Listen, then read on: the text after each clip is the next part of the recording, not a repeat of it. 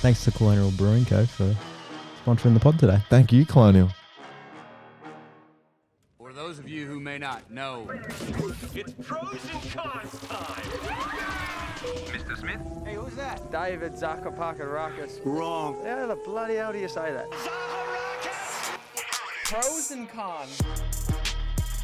What is going on, everybody? What's happening, Daniel? David, how you doing, mate? Very well, very well. Crazy. How are you? Good. Crazy couple of weeks with footy and news and what's going down. How's life? Yeah, life's going all right. We, don't really know, mate, to be honest. So I got really nothing to say because I don't really know. Still a lot of unknowns. I know we spoke about last time how Yes. often that there was going to be, potentially next episode we might know more. Next episode we might know. You know what? I don't think we're going to talk about it anymore because there is no information. We don't know. So we're Still in ISO.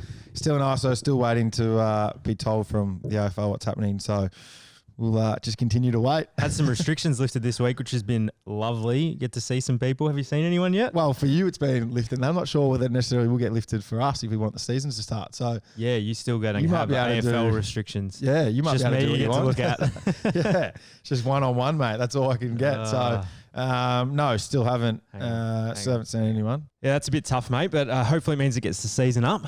Yes, well, I mean, yeah, we all want to be able to be playing footy, and the fans, I'm sure, at home want footy to be back on. So it's just what that looks like. What that looks like as of we're recording the podcast now is still unknown. Well, we'll wait and see. We'll In the wait and see. meantime, UFC Yes. dropped this week, so I am a happy man. You're I got a to very see some happy man. sport this week, and it was an amazing card, although we've already spoken about this morning. No How'd you crowds. go? Yeah, how'd you go with not having the crowd there for create a bit of atmosphere? The atmosphere missing is massive. I think that some of the things that happen during a fight, you'd notice more when you hear the crowd go nuts a bit, and you don't get those moments. But I kind of didn't mind. I think that out of all the sports, I think you can cop it in the UFC because you get to hear the coaches a bit more. The commentators still going nuts. Yep. And To me, it still just feels like an Ultimate Fighter type setup. Yeah, It's it just does. in a It feels studio exactly like that. Yeah. It feels exactly like the Ultimate Fighter, which I love that show too. So that's okay. It's okay. Yep. But it's not the same. Yeah. But the card was fucking unreal. And the fights, like I don't think there was a bad fight on the entire card, which is so rare. Yep. Dana White the week before, or in the lead up Build in the up, press yeah. conference, said that and he's never done this, he guarantees it's going to be entertaining. Yeah, I saw that on ESPN. Yeah. They were showing that. He wasn't wrong. It was next level. And today, they've got a quota to meet for the year. Dana White has to make a certain amount of fights for the year. So they're under pressure. He's under pressure to make these fights happen. And so today, as we record right now, literally live, there's a fight right now, fight night. And there's one on Sunday again. I think they're just going to try to smash out as many as they possibly can to try to fit them in before the year. Otherwise, they're screwed with contracts with UFC fighters, contracts with ESPN, all that sort of stuff. They're just trying to go It's for all it. money, television. All deal, money, mate. Get the money. Well, if the UFC's got bought for $4 billion, that they're going to want to see that return. They don't need to see that stuff going. Viewership. ESPN deal that needs to go through all of the UFC fighters. It's not like a contract with the AFL team. They have individual contracts. Every player, every fighter has an individual contract. They get told they're going to get a certain amount of fights. If you can't make that happen, you're breaching all these contracts. It's a nightmare, imagine. But it was great to see that start back up. First thing of the year. It's great to see sport on TV for people. People are craving sport at the moment. Yeah. It's a bit weird continually now. It's almost 6, 7 weeks, 8 weeks now of just turning on the TV at night and no sport being on the weekend, no sport. So it was good, for Sunday in Australia that you got to watch some sport at least on TV and had something to talk about. I think the Korean, I'm watching ESPN right now in the Korean Baseball League. Yeah, I saw that was on. They finally had some sports highlights the other day, and it was, I think, Taiwan baseball last night with the mascots and that were in the crowd. And I think there was was it Taiwan funny. that they had restrictions in the crowd? You were allowed to go, but you had to be. So there was only like 1,000 people there or something. Yeah, so they had this is what they were talking about on ESPN. They said we finally got some sports highlights where there was mascots dance before the game, there was a first pitch thrown, there was a bloke hit a home run, and someone caught the ball in the crowd. So kind of said we've got all the kind of sports highlights we need, but there was just no other atmosphere or anything like that. So there was there was a person a bloke who caught the ball. So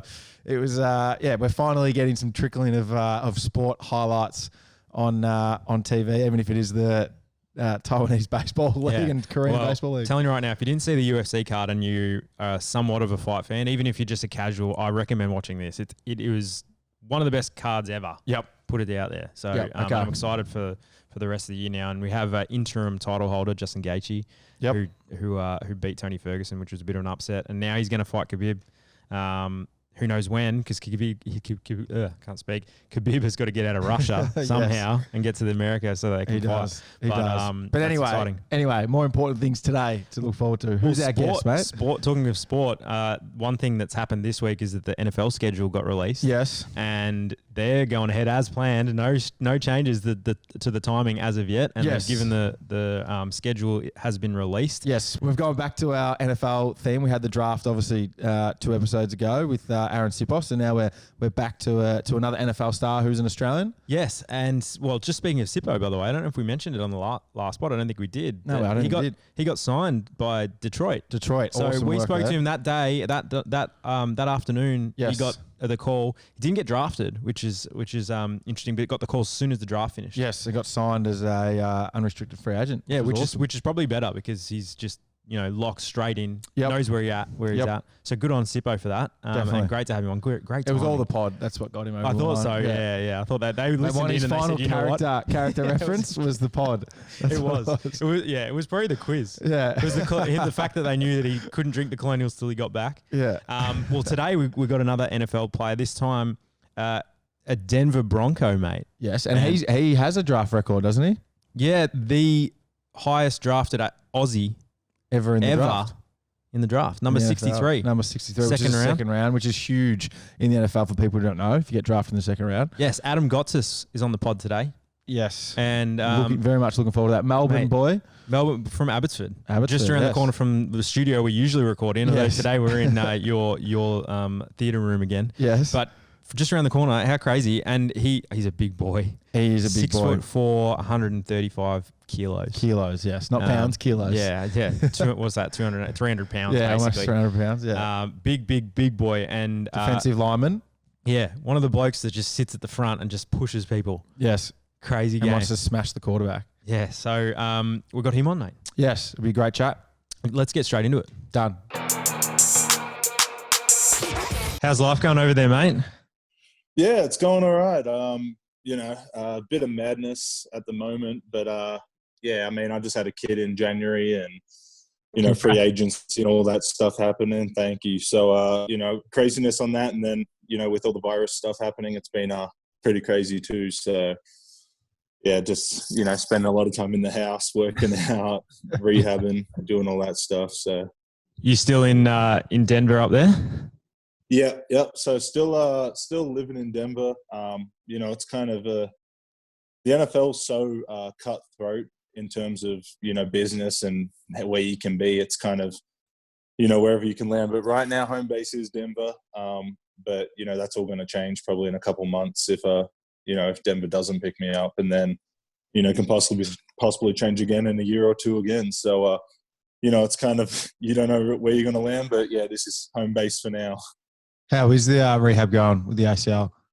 Yeah, good. I'm about 4.5 months in. It kind of had a patch there where everything was shut down, so you couldn't, gyms, all rehab facilities, everything shut down for a bit. But it's opened back up, and where I'm hitting it again, and it's almost a blessing in disguise. Some of this virus stuff for me in terms of what it's doing with the season and might push a bit further back.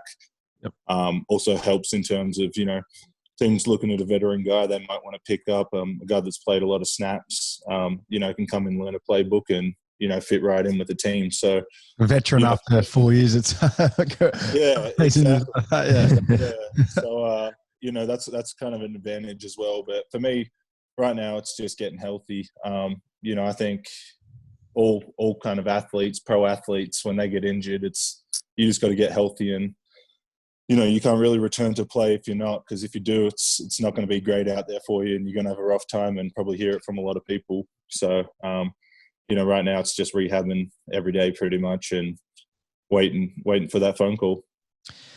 So let's go back a little bit. How does a kid from Abbotsford, obviously you're probably a big kid growing up playing sports all the time. Tell us how you start playing American football.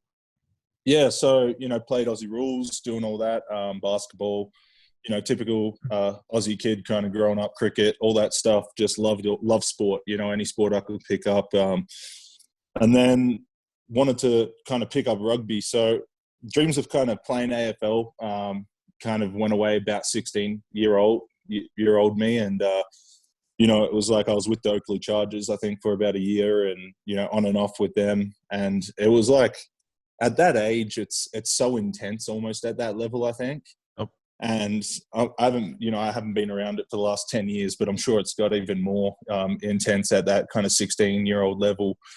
And, for me, it was just I loved playing footy. I hated the politics of it all because I feel like at the junior level there's a lot of politics, but I just loved playing footy and got to Oakley Chargers and there was a bit of politics I felt like there as well. But then, I guess like didn't end up continuing that, but kept playing junior footy and was like, fuck, screw it, I'm gonna, so you can say I'm gonna, check out some rugby. I'm a big guy that moves well, and I think rugby might be, a sport for me. So I was just looking on the internet, and my mum found a flyer for a gridiron team, and she knew me and my brother played a bit of Madden and NCAA and stuff on the Xbox. So she was like, you should go check it out. And we went down there, and I remember I was probably like 15 at the time when I first got exposed to the sport. And it was like all these 18-year-old, 19-year-old guys walking down there to play. Because I didn't realize it was like open division, like from under 14s to under 19s is all one age group. So, I'm sitting in the car with mum and I'm seeing these dudes walk down and I'm like, there's no way I'm going down there. Like, no way, And my brother was in the car with me. He was about 18 and he was like, let's just go down. Like, I'll come down there with you. He really wasn't going to play, but he ended up like going down with me and fell in love with it too. So started playing, met a few people along the way, kind of coaches and stuff after a few years. And before I knew it, a couple of those coaches were saying, you should look at going to college. You should look at least, giving it a shot type of thing. For me, I was just like, I was kind of torn. I didn't know what I wanted to do, but I knew I was pretty good at football, American football, and played against a few American kids kind of that did a tournament in Australia, and I did pretty well. So I was like, if I'm doing pretty well against these blokes, like I might give it a chance. So basically finished high school, in terms of like recruiting and stuff, you can't really get into college without having like gone through the clearinghouse, the NCAA and stuff like that. So basically I had to go back to my high school, get all my grades, figure out my GPA, take the SAT, do all that stuff, and figure all that kind of stuff out myself. I didn't really have anyone guiding me or anything. Before you keep going, just want to take you back. So Oakley Chargers, like you played there. Jim Honey, does that name ring a bell to you? Jim Honey? No. Okay, that's all right. It would have been a couple of years back, yeah. No, that's all right. So you were playing there, and obviously for a lot of, for me watching, say, in the last 10 years that guys transition from AFL to maybe trying to make it in the NFL, that's been your typical like rugby guys that are running backs.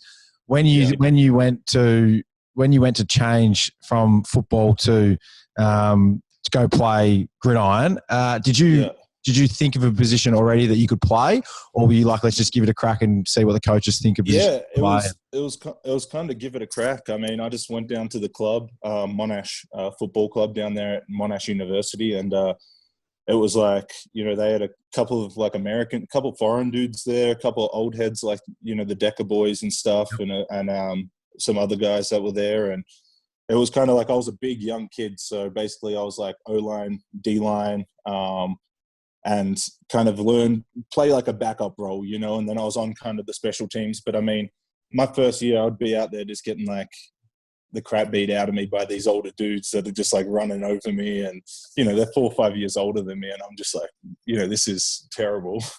But it was fun though. I loved like the camaraderie, the brother, the working together, all that stuff. So came back the next year, and the next year I was kind of a bit more exposed to it, used to it a bit, and kind of had a bit more confidence behind me, and it just took off. And just I think I gained a bit of size kind of in that period too, so that probably helped a bit. But it was mainly O-line, D-line. I think just with my size, I was already, probably 6'2", 6'3" at that time, and probably about 100 kilos, 105 kilos or something. So coming from that's kind of so coming from AFL, where a lot of us are now protected by certain rules, and obviously there's high tackles and low tackles and all that. Going from that to then being able to smash a quarterback or a running back coming through, how's that feeling when you could just finally let everything go? And no, it was pretty good. It was pretty cool. At the start, you kind of got these pads on and you're figuring out how to put them on, and the helmet and everything. And you're just like, what the hell's going on? You got pads in your pants, you got all this stuff. And like, you go from Aussie rules where it's literally a pair of shorts and a tank top, So it's like, I'm looking around, like looking at other guys putting their shoulder pads on, trying to figure out what the hell's going on. And then, you just get out there. But I think the Aussie rules definitely helped me a ton in my career, I'd say. Being able to move, change direction in short spaces, and then being a big guy, being able to bend. I think you look at the big guys that play Aussie rules, those guys can get down, scoop a ball up and keep running. That's something that you learn from junior age, and that kind of translates to football, staying low, being able to move in space, vision, all those things, and then tackling, another thing, in Aussie rules, you got to be really, efficient tackler. It's easy. In junior footy, you always see it like guys getting tackled high, low, all that stuff. But you really got to be a guy that can get the body, wrap a guy up. So that translates to football, because at the end of the day, in football, it's get the guy on the ground and the play's over. So if it's wrap his legs up and take him down, whatever it is, you just got to get him on the ground. So the big hits are good, but also having that ability just to chase and tackle, I think, from Aussie rules and taking those angles and working out that type of stuff correlates so well to, NFL. And I think that's, a big advantage in my game is the tackling, If you grow up playing American football in America, in high school, you grow up playing, there's enough players who want to fill out a team because everyone wants to be on the football team. But here, it's pretty unknown. So were you one of the rare ones when you get to college eventually? You're like, man, I've played all these positions because we had no choice. Yeah, pretty much. I think I played quarterback, running back, tight end, O-line, D-line, a bit of everything, just because it's the numbers, you got all these sports back home that you're competing with. So, you might have a team of 35 guys, but you got guys playing offense, defense, that stuff. So, and again, the Aussie rules background, the conditioning to, be able to run all day and do all that stuff kind of helped me again, translating to the football thing. My whole thing going to college at the very start was don't get outworked. And I think having that motor from Aussie rules kind of helped me with that, because I was able to outlast a lot of guys and just play hard for longer periods of time. And, when you can do that, good things happen in sports normally, and that's kind of how I based it. But, it was a pretty crazy transition, playing Aussie rules for a long time and then switching to football and just figuring out the playbook, the technique and everything like that. It's a whole different, Well, just on that, I had a story our last podcast about when we went to go train in Colorado for AFL, and we had some NFL guys who had played college trying out to maybe see if they can make an AFL career. And just how you speak about then the transition fitness wise, did you find it, obviously I think going probably from saying playing NFL as a kid to then AFL, you'd have the aerobic fitness you've got to develop, but for you, did you notice that you had to develop just a lot more power and strength-based training rather than just aerobic AFL?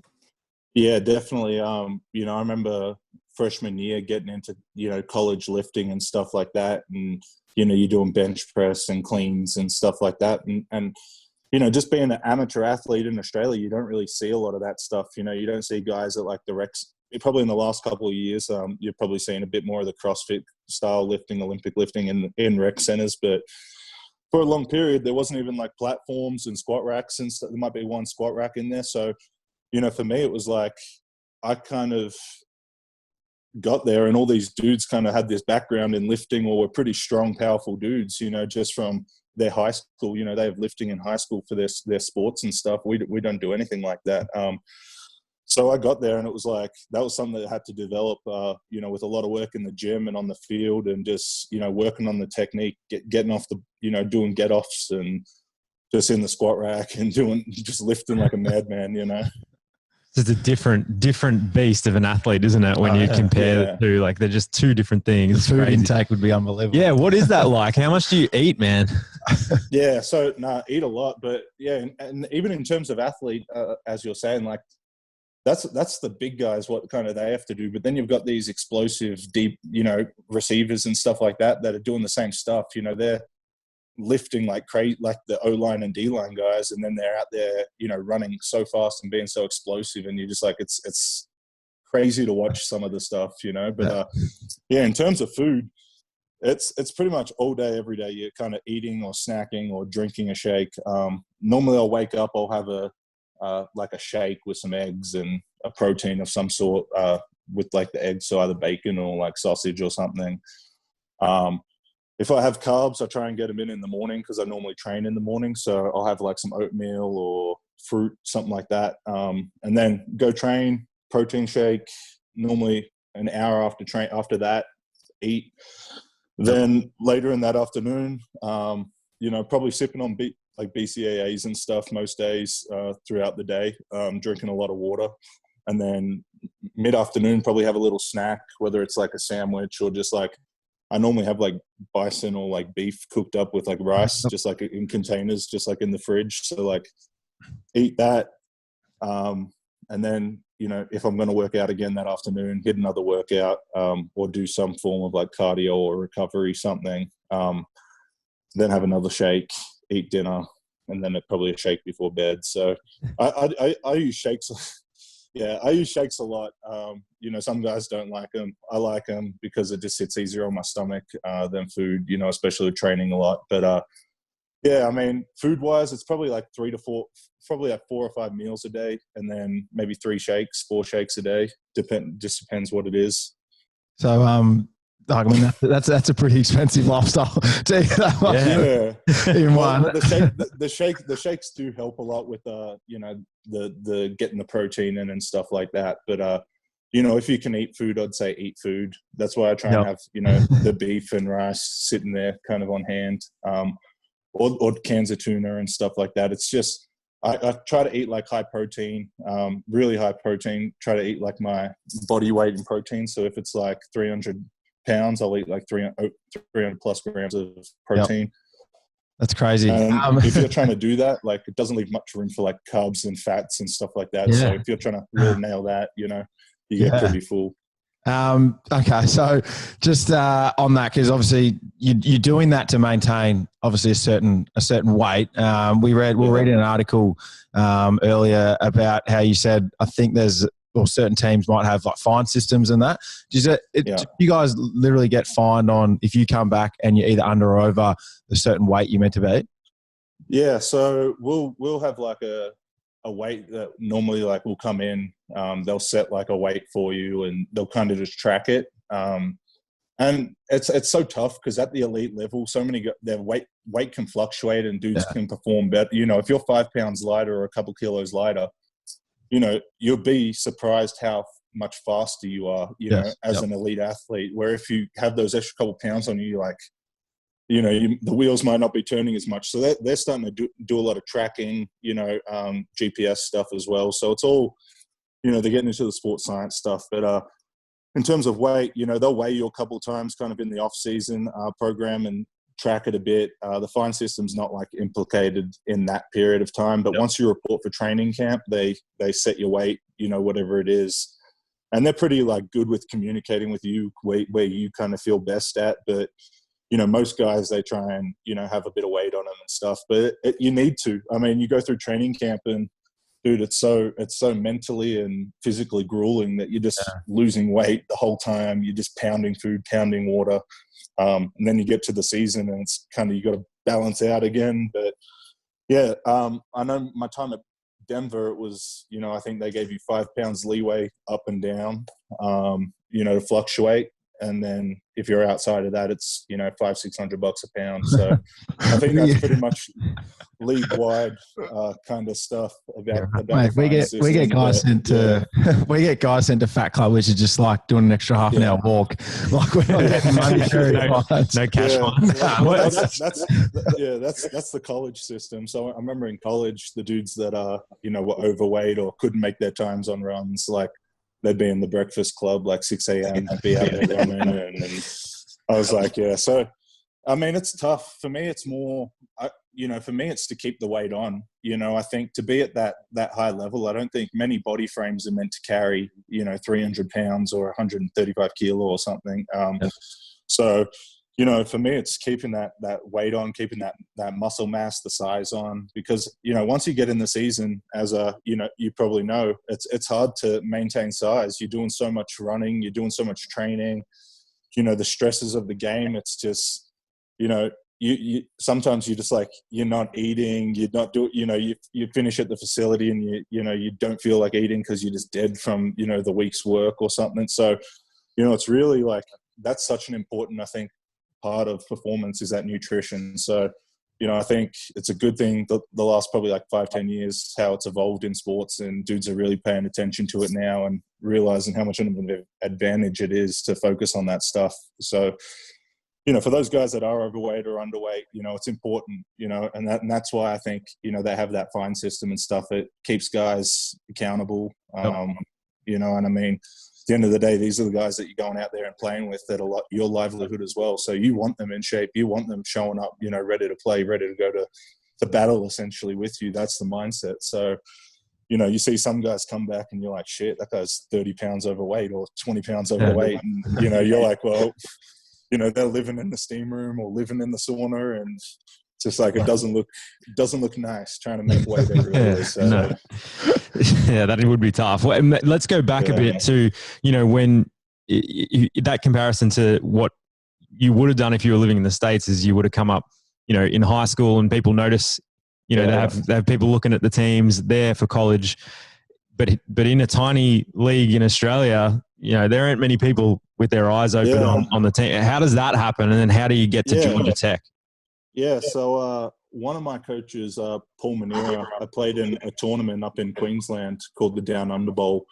And basically it's a bunch of high school athletes that are probably not going to college or maybe going to a JUCO or something. And it's kind of like an all-star game for them where they can come out from the US and, play in Australia for a week in a tournament. And Australia sends like some players from like their leagues and stuff. And, you mix with the teams and you guys play a tournament up there. So that's when I played with those American guys, and I did pretty well. And met that coach up there, Paul Manera, who played at the University of Hawaii back in like the 80s or early 90s. And he had some coaching connections. So initially, Hawaii was the first team I ever spoke to. They actually had a scout come out to Australia, I think, to watch a couple guys punt. And, I worked out for this D-line coach out there, and they kind of sent me some information to, send to the school they can have me registered, I guess, on their recruiting class. And then after that, I didn't really talk to anyone for about a year and a bit. It was kind of just like dead, I was figuring out what the hell was going on in my life. I was out of high school and trying to get the NCAA to clear me. I wasn't allowed to attend college because it takes away from your eligibility in America. So if I was to go to school in Australia and go get a degree, it would take away from my college eligibility. So that's crazy. Really, I was like, I was just in this limbo where I was like, let me just work and make some money. So I was working at like a gym / like pool, just making some coin, and just working out, trying to get recruited. Busting my tail, and then eventually Georgia Tech. My coach, I guess Georgia Tech reached out to my coach, being like, they're looking for a punter or a kicker. And he was like, we got this, Australian, this big guy that moves pretty well, can play offense, defense, whatever. And then Georgia Tech reached out to me, and they did a great job of just like getting me prepared in terms of like the clearinghouse and the NCAA and figuring all that stuff out. So when it came time, they brought me out for a visit, and I ended up going out there, and they offered me on on the visit, and yeah, it was awesome. It was just, you know, so much hard work goes into getting to that position, and then for them to offer me, it was pretty surreal. What's that first day like in Atlanta, Georgia? Yeah, it was actually pretty crazy. So flew in. It was July 31st, 2012. Flew in, go straight to like this hotel just near campus, you know, with my bags. I just bring 2 duffel bags of clothes. Because I was on scholarship. I just thought, you know, they give you everything kind of stuff. And get there, enroll in classes, and then the very next day is the first day of like fall training camp. So, you know, got all my like outfit, like training clothes, everything sorted, pads, everything. And then first day out there at practice, I remember I trip on the bags. Like first time we're doing like the shuffle bags and all that, trip on the bags, and I just like completely fall over, and I'm just like, damn, this is going to be terrible. Like what a first impression, you know? And then, yeah, I just worked my butt off. You know, I think one thing that they learned pretty quick was just like, you know, I came in shape, ready to work, and just open to the coaching, open to, you know, learning everything that I could. And, you know, it was kind of, you know, fortunate, unfortunate for some guys, fortunate for me. You know, a couple guys ahead of me on the depth chart got injured.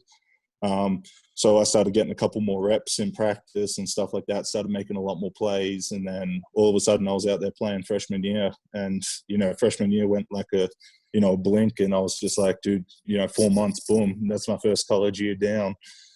But then that kind of helped me because it made me realize, like, shoot, you know, not many guys get that opportunity to do that, play as a true freshman, and, you know, let me take it, roll with it. And, you know, had a great sophomore season, junior season, and then had a good senior season, and, you know, ended up getting drafted. So how would you describe your very first game, just that college atmosphere of I mean, we both love our NFL and our college, and just watching it is crazy over there. What was that like stepping in the arena for the first time? So the first game of the year that year was Virginia Tech Monday night, Labor Day, and it was like I was scheduled to, you know, play or whatever. I was on the roster, and then I didn't end up getting in the game, so I didn't play at all. My first game, I was dressed out, didn't play, and then ended up playing the next week. But that first week was insane. Being in that college atmosphere, like seeing the, you know, the fans and everything like that, I was like, this is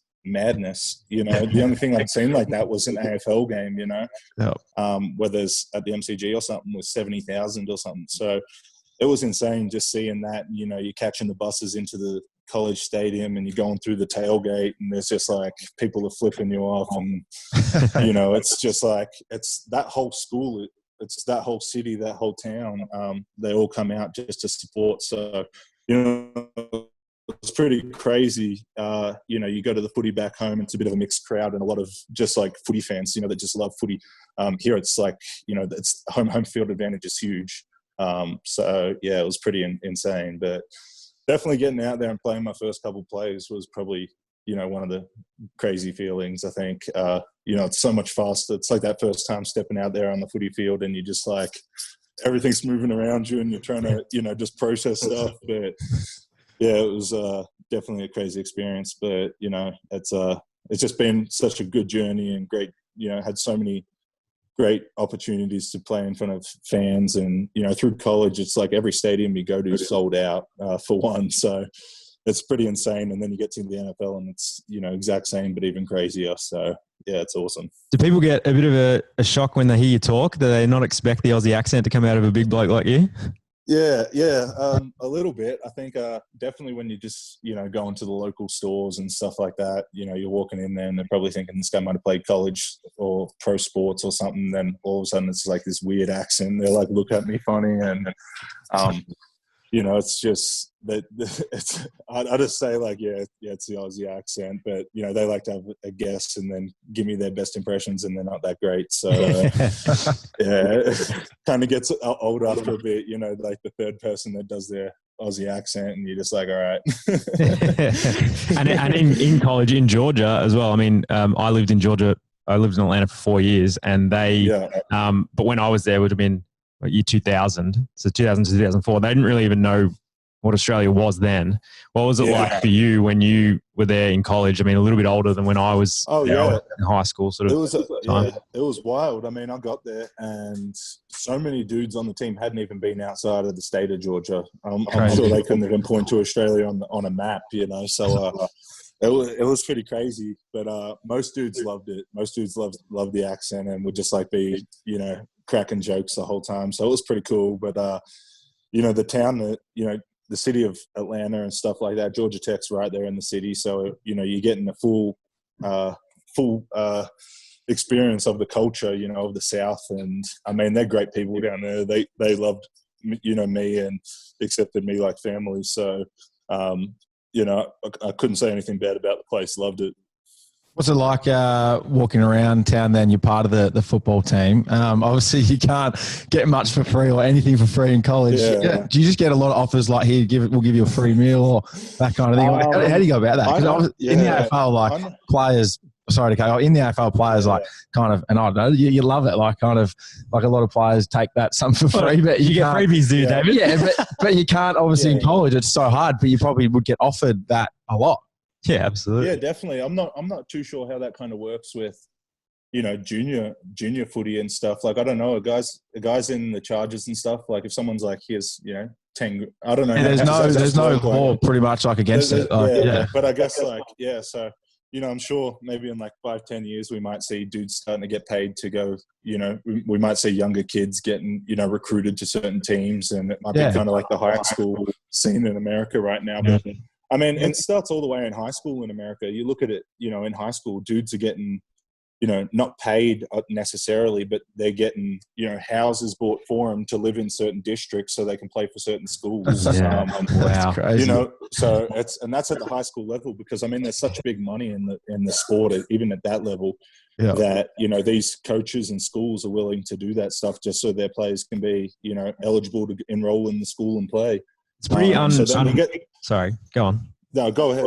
I was going to say it's pretty unreal that at the college level that's viewed by so many people go to games, such a massive sport, and these guys don't get anything out of it. What's your opinion on that? Because I think there's been so much talk about it, especially lately. Like, yeah, you can be in the NCAA game, you know, and you're not getting anything for it. The national championship.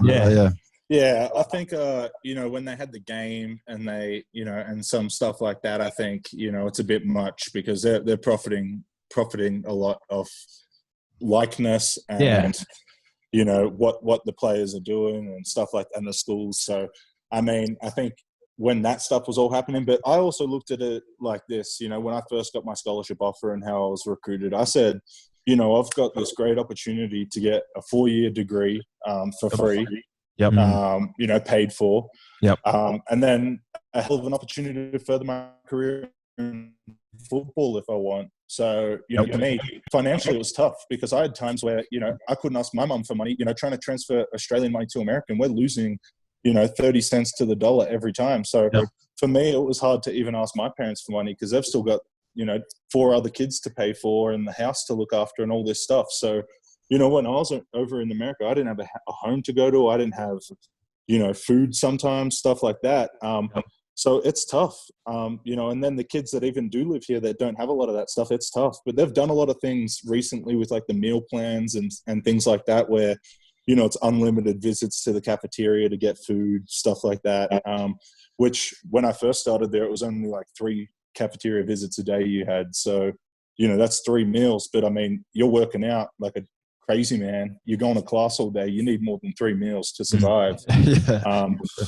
So I think, you know, what they've done now, it's helped a lot. But, you know, early on in my college career, I definitely thought it was a bit much. And, you know, there's no time to get a job. There's no time to make extra money on the side. So, you know, even though you're on scholarship, it's a bit hard. I think, you know, offering a stipend or something would definitely help. What they've started doing, I think, definitely helps a bit. But yeah, I mean, you know, there's so many times where dudes are hungry, dudes don't have anything, and you know, you're leaving it all out there for the school, and you know, you're playing your tail off for, you know, so much, and the school's reaping all these benefits, and you're really not seeing much of it, you know. And especially the guys that are like these quarterbacks and stuff in college that are, selling hundreds of thousands of jerseys. Oh, yeah, definitely. You know, bringing in all these crowds. It's like, you know. Johnny Manziel was a perfect example of that years and years ago. Exactly. And, you know, they make it to the pros, and just say they bomb out in the pros, you know, they don't get all that money. But, I mean, the school still reaps so much money off their name, you know.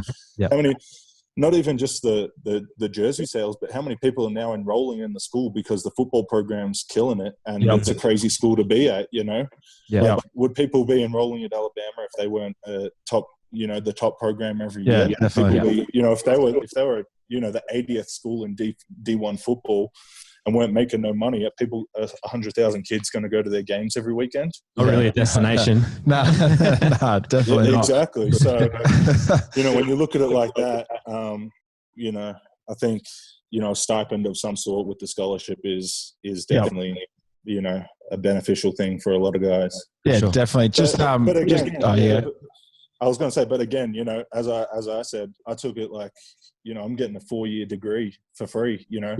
I've finished. I've graduated, and I don't owe nothing. Yeah, exactly. Amazing. Yeah. A lot of people that have a high HTEC would love to have that wiped. It's a great feeling. And I mean, in America, it's a little different. You know, we don't have the HEX debt system over here. It's you know, they kind of pay ahead of the semester. So, you know, that's why they have those college like funds and college savings and stuff. And then all of a sudden a kid goes to school and he might pay for 2-3 years and, you know, drop out. And it's like, damn, they just dropped up, lost a lot of money.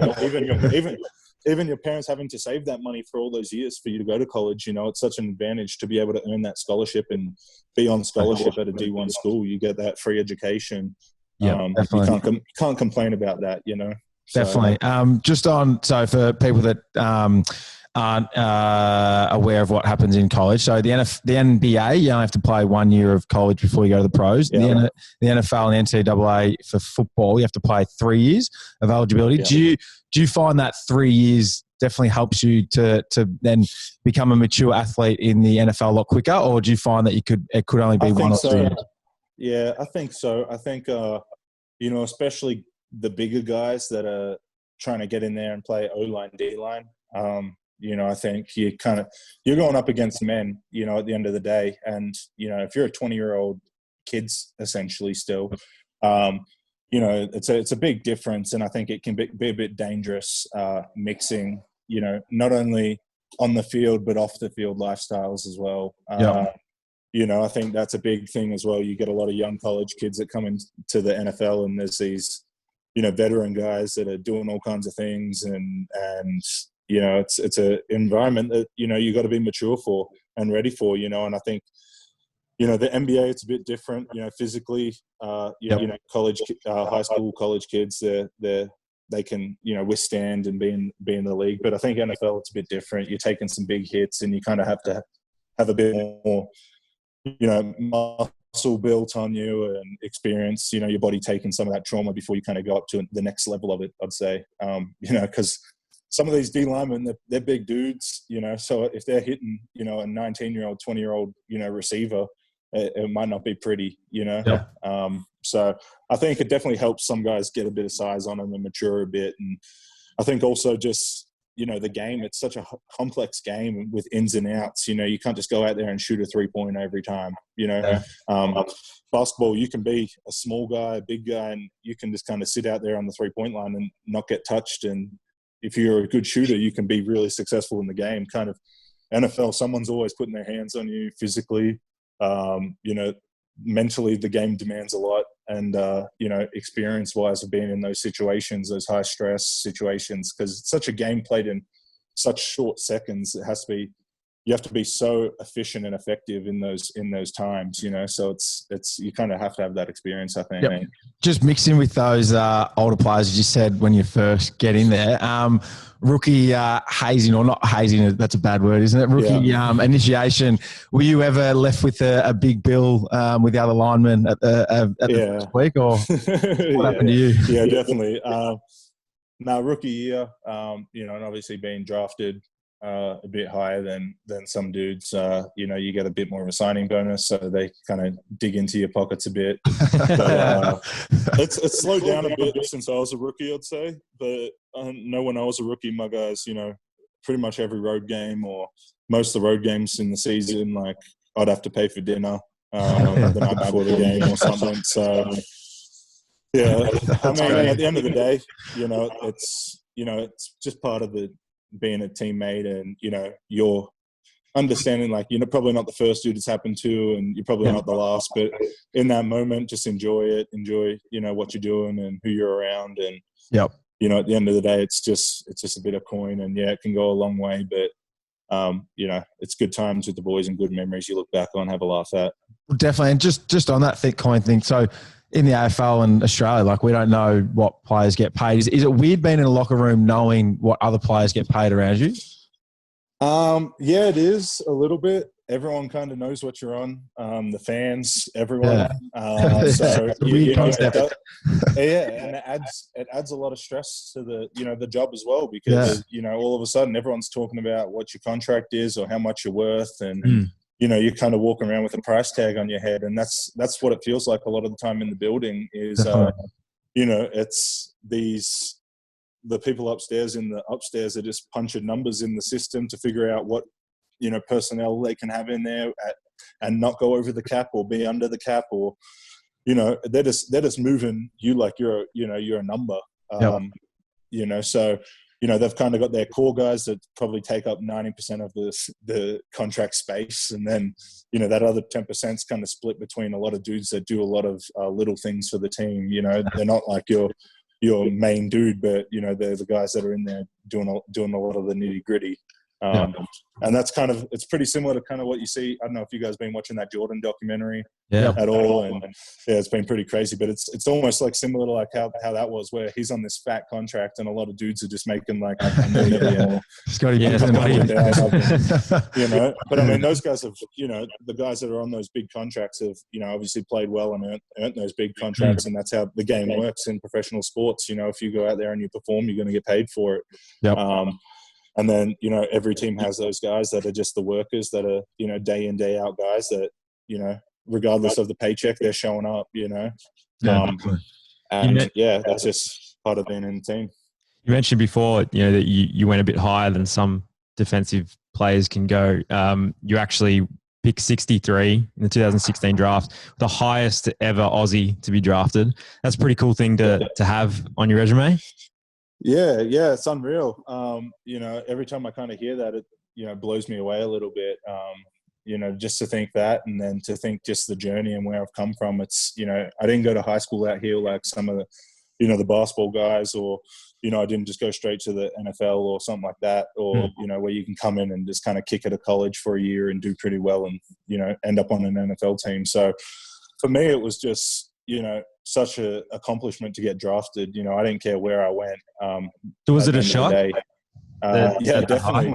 I was coming off an ACL as well, senior year in college. So I tore my ACL about halfway through that season. So much was up in the air. I went to the combine. I wasn't able to, perform or do anything at the combine. I was just able to interview with coaches, and then, ended up getting to my pro day. I was only able to do the bench press. And then, the draft's coming up, and you're just kind of sitting there. You're like, coaches are calling you from teams, scouts are calling you, that asking you questions, stuff like that. What have you been up to?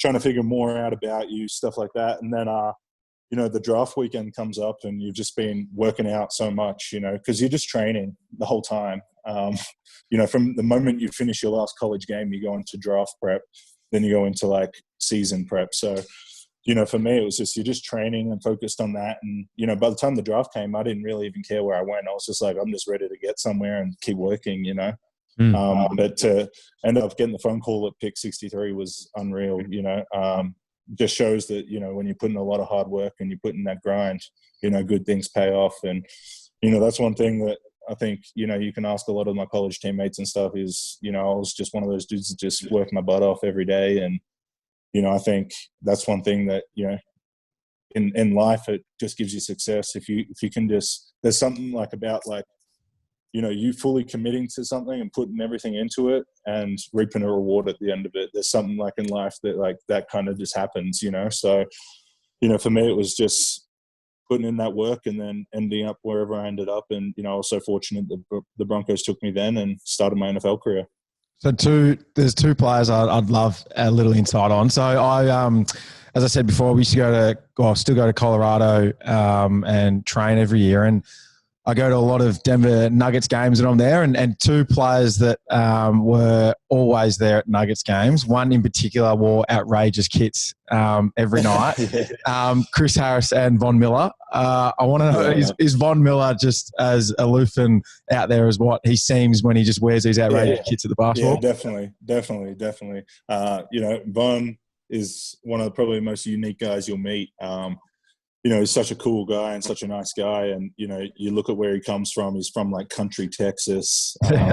Grew up on the farms and stuff. His dad's worked his whole life kind of stuff. And you look at just how far his journey's come and just sit down with those guys and talk to them sometimes about their story. And, just to see, how they're living their life now, and Super Bowl MVP. With some of the craziest outfits on. I'm like, I didn't even know where you shop to buy some of this stuff. It's pretty normal with Von for him to show up with some crazy outfits. I know, kind of during the season, he's probably got a different suit for every game and different pair of shoes or a different hat or something on. So. He's just on a whole nother level of the fashion and all that stuff. So it's pretty cool to see. Some of the guys really get into the dressing up and, the suits and all that. I think they televised it a bit more this year. You saw some of the NFL guys showing up in like outfits and everything like that. It was pretty cool to see. So, it's crazy. I'm telling you, he used to rock up with ridiculous hats to the NBA. You can't pull that off in the AFL. Yeah, rocking up to it. That doesn't work. AFL, it's like the polo shirt. You show up, but for us, it's away games. They like you in suit and tie normally. So you travel. We're traveling. We've got a lot of media that travel with us and stuff like that. So they try to keep it very professional. I don't know, kind of, the talks that you guys get in the AFL, but, for us kind of leading into the week, it's like, Saturday's like a business trip. It's like we come in, we do our walkthrough.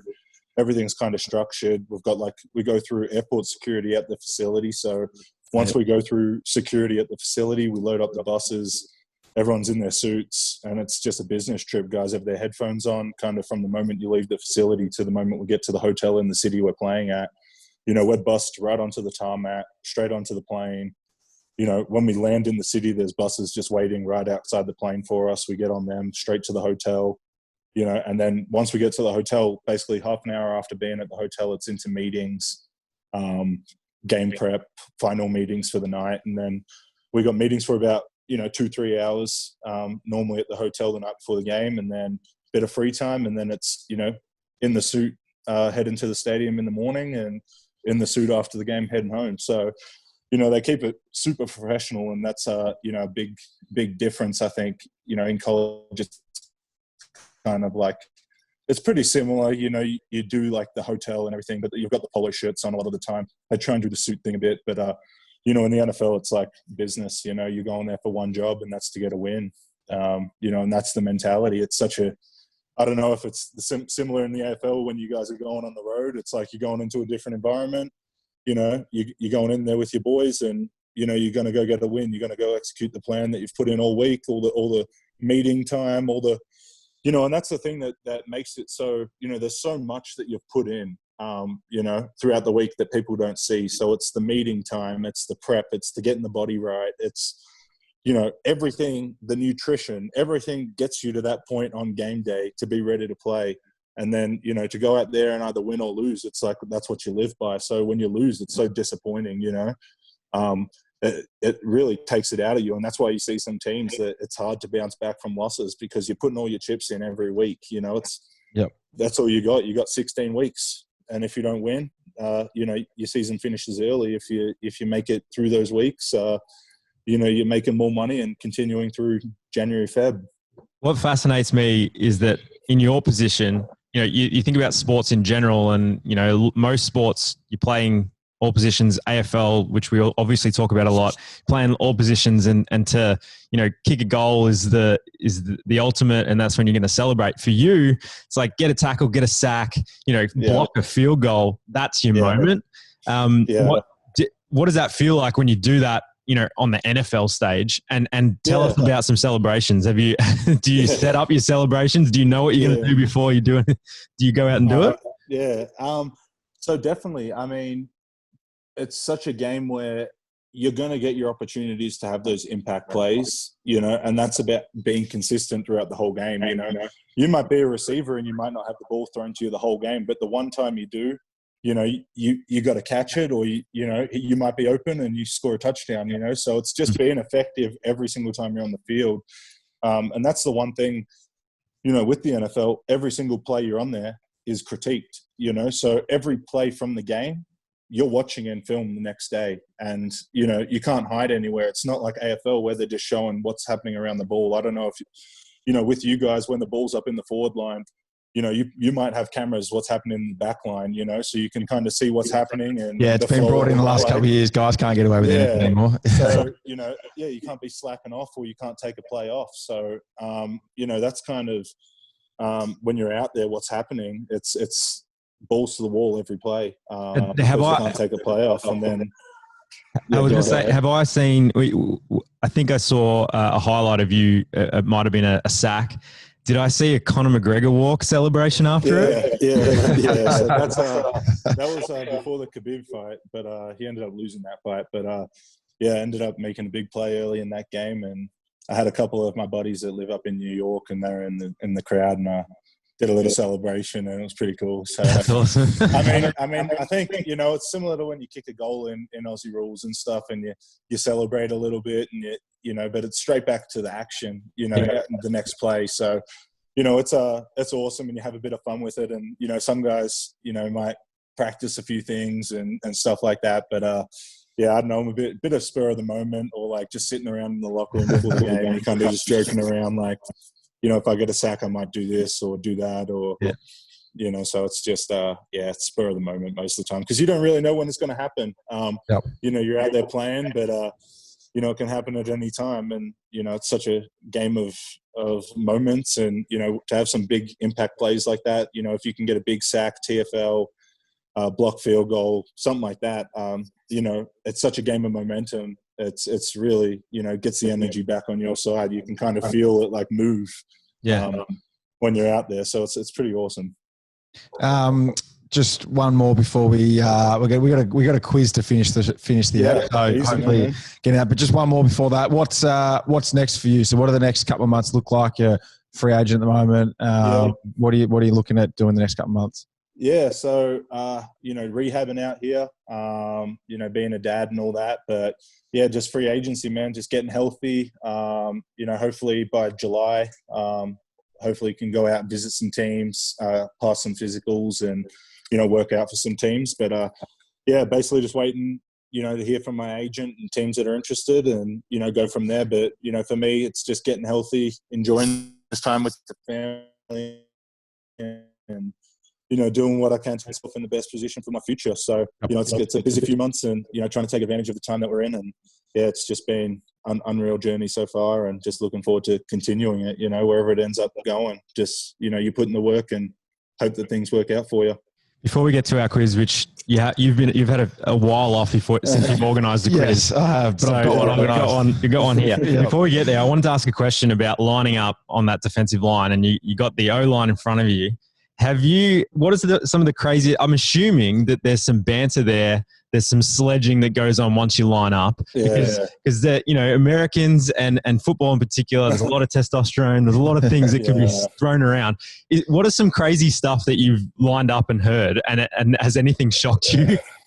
I mean, you probably can't say most of it, but I mean, it's just garbage a lot of the time. It's just mother this, F this, this, that. But I mean, most of the time, guys are so tired, because you're going so hard every play, especially the big guys. It's like you're just lining up and you're just playing. Sometimes when there's some stoppages and stuff, you'll talk. But there's such a respect among the players in the league, I think, now. A lot of that sledging has kind of taken a back seat. There's a little bit here and there, but I mean, just the respect between guys most of the time. It's, you're playing, he's playing, and, But I think it's more like the outside, the skill guys that will be chatting a bit more and getting into each other a bit more. I know inside the big guys are just tired. They're just looking to the sideline and looking for some water. So, the trash talking's a bit of a minimum inside for the big guys. Yeah. Now we know that we said this. We had Aaron Sipos, who's now at Detroit, by the way, which is awesome. Yeah. Punter was at St Kilda. We had him on the show a couple of weeks ago. And we've had this quiz before. We know in America that they've got some good beers, but I'm sure you're missing some good Aussie beer. And our sponsor of the show is Colonial brewed here in Port Melbourne. So when you get back, we're gonna have a slab here for you. Only if you win the quiz, though. Yeah, only if you win the quiz. Jeez. All right. Set this quiz up, Dave, because it's been a while. And so here we go. Are you doing the? Hang on. All right, we've got an intro for the quiz. This is a special Atlanta quiz brought to you by.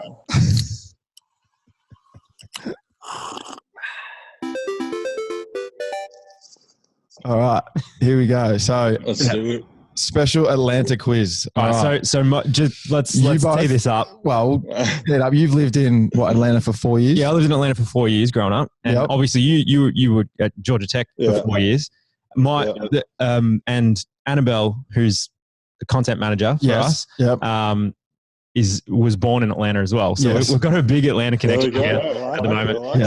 So this is, and I have nothing to do with Atlanta. That's why I'm asking the questions and not answering them. and I haven't seen any of these, so this is gonna be fun. So we do. It's gonna be you versus me. Yes. So your name's your buzzer, and it's multiple choice. So you can't do your buzzer until I pronounce all. Okay. All right. Done. What's my buzzer? My name. Yeah, your name. Yeah. So test it out. All right, Daniel. Daniel, how quick can we go? Let's hope there's not a delay like there was for Sipo's episode. There's no delay, we're good. All right, here we go. Question number 1. What is the nickname of the Atlanta Falcons football team? A, the Southerners. B, the Dirty Birds. C, the Falcos. D, the Red and Black. Daniel. Oh, that was Daniel. The Dirty Birds. Correct. The Dirty Birds. There might be a delay. There might be a delay. All right. 1-0 to Daniel. 1-0. Okay, here we go. I'm just happy to get on the board, to be honest. I'm a bit nervous about this one. Question number 2. I was going to go B. Oh, yeah, you were going to go B? Yeah, so you would have been correct, but the delay got it. All right. Now, you can't get this one wrong, Adam. Here we go. What is Georgia State's song? A, Oh Sweet Georgia. B, Midnight Train to Georgia. C, Georgia on My Mind. D, Here's to Loving You, Georgia. Adam. I'm going C. Yeah, correct. Yeah? C. What was that? Georgia on My Mind. Georgia on My Mind. I would have guessed that, but I had no idea. I mean, I know the song. You look a bit hesitant there. Were you? That was, Georgia. I was trying to think. But that one kind of rung a bell. I think I've heard that one before, so got lucky. That was a 50-50. All right, here we go. It's 1-1. Great quiz. Which of these iconic restaurants was not started in Georgia? A, Popeyes. B, Chick-fil-A. C, Waffle House. D, the Varsity. Daniel. Adam. That was Daniel. Oh. Which of these was not started in Georgia? I think it was, what was C again? C was Waffle House. Yeah, I think it's Waffle House. Incorrect. False. A, Popeyes. Oh, was it Popeyes? I was certain Popeyes is. Adam? we had a Waffle House on campus. I think it was the first one. Oh, wow. There you go. Yeah, so. Considering you got that right, Adam, I've been asked here by Annabelle, how many times did you go to the Varsity in your time? Actually, once, and it was terrible. So I don't recommend it. The line here is literally across the street from GT campus, and it's one of the most famous restaurants in Atlanta. To go one. You don't like it? Nah, it's terrible. I don't know. There's something about it that's just like, it's like the cheapest fast food you can get. But I mean, it's nostalgic. I mean, I think, being right there next to Georgia Tech campus back in the day, the whole thing was like similar to going to the footy. You get like a meat pie with your dad or something. You go to the footy. So, it's been such an icon in Atlanta, and, so many Atlanta and Georgia people love it, but nah. Not for you. All right, so what are we at? 2-1. 2-1. You're down. Oh, I'm down. You're losing. So I need to get this to get You to the need to get this tiebreak. one. All right. Okay. Question number 4. Which of these rappers was not born in Georgia? Oh shit. Okay. Not. A. Outkast. B. T.I. C. Kanye West. D. Childish Gambino. Daniel. It's Kanye. It's a trick question. Incorrect. What? So most people think he's from Chicago since he reps it so much, but he was actually born in Atlanta. Did you know that one? D. I didn't. I was going to say Kanye too. I'm going D though. So What was it? What was D? Childish. I don't think D. I think D might be right too though. D right. He's correct. Too. Oh, He's correct. Most people think he's from Atlanta since his show at Atlanta, but he's actually born in California. Man, I've been stitched right up here. All right, so we're going to ding. We're going to ding for Adam. It's all right. He jumped at Kanye one quick. I did. I was so certain. Oh my gosh, shot down. He's a shot down boy. All right. Well, we got to complete the quiz anyway, but you're down 3-1. There's still a chance. There might be a bonus question worth 5 points. The slab is, look, can you taste that? I like it. Slab, Adam? I can. I like it, boys. All right, here we go. Question 5. Finish the lyrics to this iconic Ludacris song, Welcome to Atlanta. So, Welcome to Atlanta, whether A, hustlers get down, B, players play, C, honeys are right, or D, gangsters rule. Daniel. Correct. Players play. That's it. That's awesome. Correct. That's awesome. All right, so it's 3-2, and we do have a bonus question. Worth 2. We're 2. Oh, Worth so this 2. can tie it up. Can tie it up. Now, this was produced before the show. It just happens to say bonus question worth 2. So you were down 3-2 and you got a chance to win or get destroyed. Okay. Now, all right, here, bonus question. You have to, hang on, one sec. Give me a second. You're going to rate it first? We'll give you a minute. All right. You have to, this is a bonus question. You have to finish this sentence. It's part of a fight. It's played at Georgia Tech and it's part of their fight song. Whoa. And you have to finish it in like a tone. Can't just finish the sentence. All right. I'm a rambling wreck from Georgia Tech and A, the smartest in the South. B, ready to take charge. C, a hell of an engineer. B, better than the rest. Adam. Hell of an engineer. Hell of an engineer, correct, but he didn't do it. Yeah. He didn't do any melody or anything. What's the melody? I don't know that one. We got a pretty good fight song, but I don't know if I can sing it for you boys. That's all right. But it was awesome being on, fellas. I appreciate you guys. It was awesome, man. Awesome to chat with you guys. And that was a clean win for the slab, mate. Yes. Well done. Great effort. Solid. Love it. Thanks, boys. Looking forward to it. Next time you're in town, we'll get that to you. Thanks so much for coming on, Thanks, man, and mate. good luck with the next couple of months. Definitely, boys. We'll stay in touch, and would love to be back on the show down the track, and him on the team, and we'll love to chat and talk a bit more football and whatever's happening, post Corona. So absolutely, man. Stay safe, boys, and appreciate you guys having me on again. Awesome. Thanks, bro. Thanks, Adam. Thanks, man. See you then. Good luck. Thanks, boys. Take care. All right, well, that was a great chat, Daniel, but I think there was one thing in that whole chat that was just amazing. Are you trying to say that the quiz was the best part of the chat? The quiz was the best part, easily. What a legend, first of all. What a quiz. What a quiz. You're back, mate. Oh, good quiz. Who organised the quiz? Annabelle. Not me. Well, I couldn't organise the damn quiz because I was the one going to be in it. Yes. And Annabelle's from Atlanta, so it sort of made sense. Thank you, Annabelle, for doing that. But that was a great chat. Oh, what a legend. I'm hopeful. I'm sure he's going to get picked up somewhere now. But yeah. And then we can have him on the podcast later than track, as he said, and hopefully then visit in America when we can eventually travel over there. When we're allowed to go over there, mate, we're lining up guests over there so that we can go and chill out with some people overseas. Yes. Can't wait to get out of the country and be able to go do that. Well, thanks to Adam for coming on the pod. Thanks to Colonial. Thank you, Colonial, for sponsoring yet again. Oh, might have a few Colonials. You don't know when you're going to play next, so you might as well have a few Colonials, mate. A few pale ales. Might as well. All right, guys, you'll hear us next time. Cheers. Thanks, guys. You.